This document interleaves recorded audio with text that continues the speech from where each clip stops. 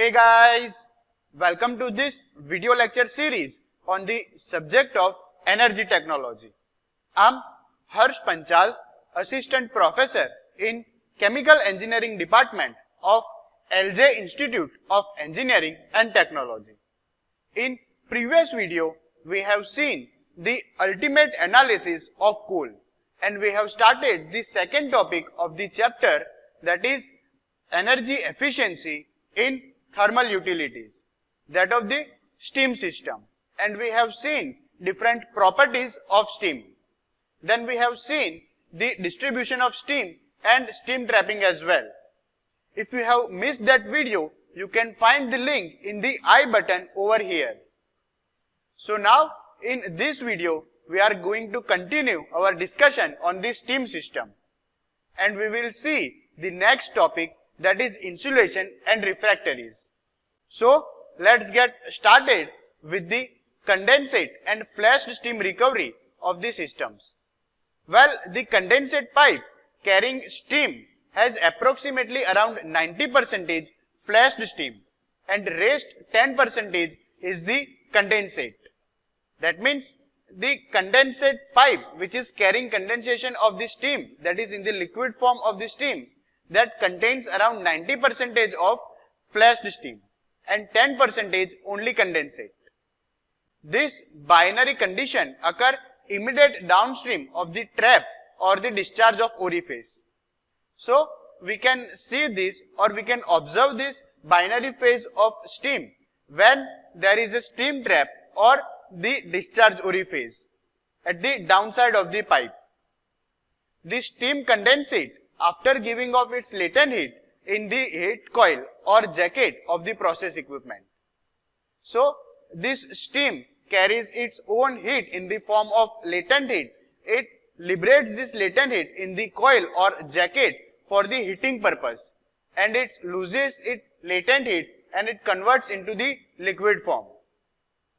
To recover the steam, the binary phase of fluid has to be separated into condensate and flash steam. As the pressure is low, the separation method cannot allow much pressure drop, but must separate these two phases efficiently. So what we are going to say here is that for recovering this flashed steam and the condensate, we do not have much of the pressure. So any pressure drop is not affordable in such kind of recovery system. But still, this recovery system should easily recover this flashed steam out of condensate at very high efficiency. Now let's understand how this flashed steam is produced. Well, this flashed steam is produced when condensate at high pressure is released to a low pressure and can be used for low pressure heating. So when steam which is at the higher pressure goes to a place where the pressure is lower than the compared to the previous section, this steam converts into the flashed steam. Well, in industry, we always require steam at different pressure. Some part of the equipment may utilize high pressure steam, while some part of the equipment may utilize low pressure steam. So we always need to integrate this high and low pressure steam throughout the plant. So when this high pressure steam travels or moves to the lower pressure, it converts into the flashed steam. So this is how this flashed steam is being produced. The flashed steam is released from hot condensate when its pressure is reduced. An example, when steam is taken from the boiler and the boiler pressure drops, some of the water content of boiler will flash off. So the classic example for the flashed steam is the boiler. When the boiler operates at the high pressure, the water present at the lower pressure flashes in the form of steam. The flashed steam from the condensate can be separated in equipment called the flashed vessel. This is basically a vertical vessel. So to recover this flashed steam out of the condensate, what we need is a vertical vessel that is named as flashed vessel, which we have seen in the diagram at the top of the screen. So what does this vessel do is, it separates the flashed steam out of the condensate. So let's understand how it separates. Well, the diameter of vessel is such that a considerable drop in velocity is allowed so that this condensate fall at the bottom of the vessel and then it is drained out by means of float steam trap. So here in the image you can see that we set the diameter size such that so that we can reduce the velocity or speed of steam and that condensate, so that this condensate travel at the bottom of this vessel, and by means of float you can see at the bottom one round thing that is nothing but the float. By this float trap we can allow the condensate to pass through it and this trap will restrict the steam. So this is how we can separate the condensate out of the flashed steam. So this concludes the second topic of steam system. This flashed steam recovery is very important for the exam point of view. Now let's understand the third topic in the chapter of energy efficiency in thermal utilities, and that is the refractories and insulation. The thermal insulator is poor conductor of heat and has a low thermal conductivity. Well, the conductor itself has to very low thermal conductivity so that it can restrict the heat or provide resistance for the heat transfer. Insulation is used in manufacturing process to prevent heat losses and heat gain. So we always insulate our reactors or pipes so that we can restrict that flow of heat out of that system. Well, not only restricting the flow outwards, we can always restrict the flow of heat inwards. Well, in the system where we are achieving cooling or we are providing chilling, there in that case we need to restrict the heat from the atmosphere to transfer into the system. So for doing this we provide insulation. It is also provide more accurate control of process temperature and protection of personnel. So this provides the more accurate control of the temperature inside the reactor or in the systems. Well, now let's see what are the different type of insulation, and we will see their application as well. Well, this insulation can be classified mainly into three groups. The first group is low temperature insulation, which is up to 90 degrees Celsius. Then the second one is medium temperature insulation, which is operate at the higher temperature of 90 degrees Celsius and up to 325 degrees Celsius. The last is high temperature insulations. These insulation are used for the application where temperature is above 325 degrees Celsius. So let's understand this all type of insulation one by one. Well, low temperature insulations are the range of insulation that is being used for refrigerator, cooled and hot water system and different storage tanks. The commonly used material are cork, wood, mineral fiber and expanded polystyrene. So basically these low temperature insulations are used for cooled purpose or hot water, or we can use this kind of low temperature insulation for different tanks or reactors. Materials such as wood, mineral fiber and expanded polystyrene are used for this application. Well, the next one is the medium temperature insulation. Well, this insulation is ranged in the temperature of 90 degrees Celsius to 325 degrees Celsius. These are used for heating and steam raising equipment, steam line and fuel ducts. Around 85% magnesia, asbestos, calcium silicate and mineral fiber are some of the materials that are used in this temperature range. So basically medium temperature insulator are made up of magnesia, asbestos, mineral fiber and calcium silicate. So now let's see the last type of this insulation, and that is high temperature insulations. Well, typical use of such insulation is in the superheated steam, oven dry and furnaces. So this kind of insulation are used to handle superheated steam in the oven or in the furnaces. The most extensively used material in this range is asbestos, calcium silicate, the mica and different mineral fibers. Here in the image, you can see that calcium salicylicate and mineral fiber insulators. These are the best insulation for the temperature range of 325 degrees Celsius. Now, let's understand the next topic of economical thickness of insulation. Well, this topic is again very important for the exam point of view. The insulation of system means capital investment. Hence, the most important factor in insulating system is to analyze this thermal insulation with respect to cost. So what will happen here is, we have already seen this section in the heat transfer chapter. Now in this image, you can imagine that one pipe is there which radius is R. On top of this pipe, we are providing insulation, which is shown by this pink section. Now the temperature inside this pipe is suppose T1 and outside temperature is T2. Now as we will apply the insulation over this pipe, its thickness will increase and it will reduce the heat transfer. That means it will reduce the heat losses from this pipe. But this phenomena will reverse up to some certain thickness of this insulation.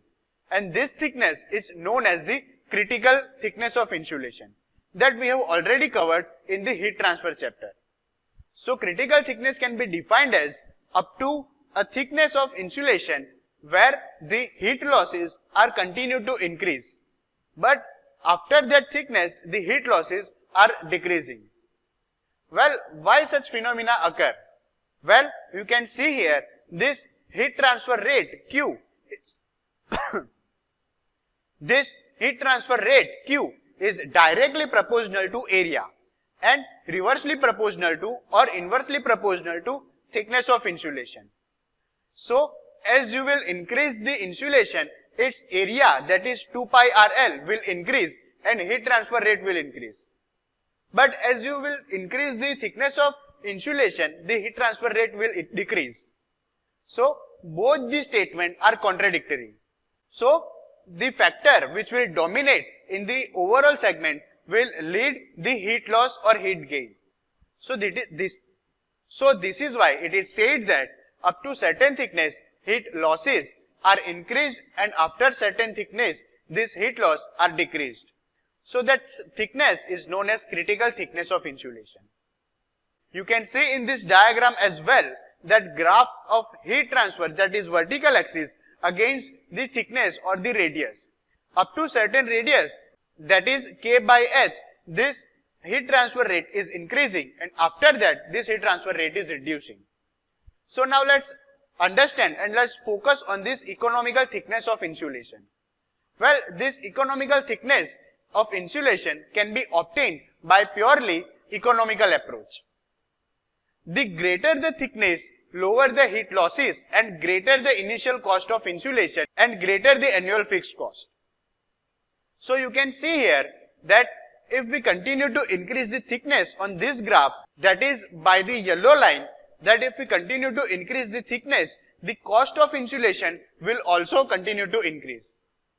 But if we continue to increase the thickness, the heat losses will decrease. So, increasing the thickness of an insulation reduces the heat loss and thus gives saving in the operating cost.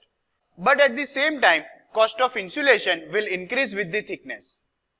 The economical thickness is the one at which the total annual cost, that is the sum of annual fixed cost and heat loss of this insulation, is minimum. So in the graph you can see this blue line, that is total cost, is initially decreasing and after one particular point that total cost is continued to increasing.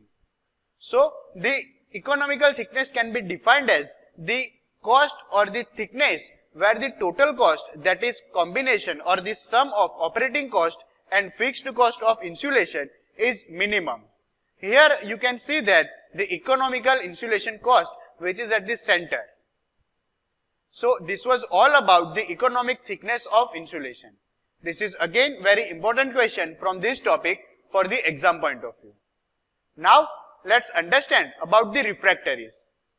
Well, any material can be described as the refractory if it can withstand the corrosive nature of solid, liquid and gas at very high temperature. These refractories are those material which have high melting points and have property which make them suitable to act as heat resisting barrier between the high and low temperature range. So, what are these refractory? Basically, these refractory are the material that provide corrosion resistance for the high temperature fluid and solids. And this material has the high melting point, so that we can use them for the high temperature and low temperature applications. The example of such refractories are fire clay, alumina, magnesite and chrome magnesite. Here in the image, you can see some of the refractory material as well. Well, these refractory are basically in the brick kind of a structure that we provide over the furnaces so that we can reduce the heat losses. Well, sometimes this refractory are also used for chilling purpose as well. So now let's see some of the refractories, starting with the fire clay bricks. Well, the fire clay refractories are essentially hydrated aluminum silicates with around 25% to 45% of Al2O3 and 50 to 80% of SiO2. Well, these fire clay bricks, their raw material are widely spread and easily available. So these fire clay bricks are mostly used for furnaces and different stoves and regenerator applications. Now let's understand the next type of refractories, and that is high alumina refractories. The alumina refractory contains around 45% of alumina and are generally termed as high alumina refractories. The refractoriness factor of this high alumina refractory is increased with increasing the amount of alumina. The application of high alumina refractories includes the blast furnace, lime and ceramic kilns, this cement kilns, glass tanks and crucibles.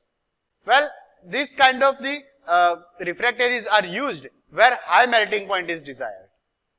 Now let's understand the next type of refractories, and that is magnesite refractories. So these magnetite refractories are basically nothing but they are made up of MgCO3 and SiO2. Well, this nature of this magnesite refractory will basically depends on the bond of salicylicate at the operating temperature. Well, now let's see the last type of refractories, and that is chromite refractories. This chrome magnesite material usually contain around 50 to 35% of Cr2O3 and 42 to 50% of MgO. Whereas magnesite chromite refractories contain at least 60% of MgO. This type of refractories are particularly well suited for designing and manufacturing of critical parts of furnaces that need to be operated at very high temperature. Well, this material is also very high corrosive resistance. So, this concludes all the refractories. We will see you in the next video. Till then, keep watching, keep learning. Thank you.